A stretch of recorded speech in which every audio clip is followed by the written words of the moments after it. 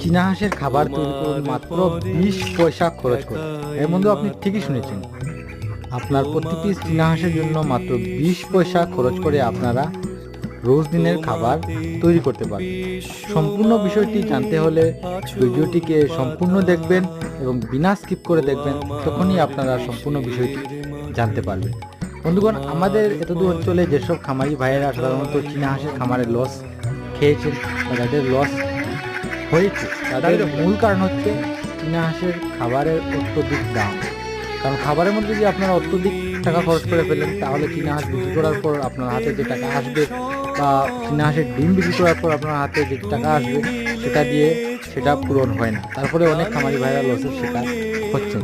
কিন্তু আজকের এই ভিডিওতে আমরা আপনাদেরকে এমন একটি টিপস বলতে পারেন বা এমন একটি ফর্মুলা আপনাদের সঙ্গে শেয়ার করব, যেটার ব্যবহার করে আপনারা আপনার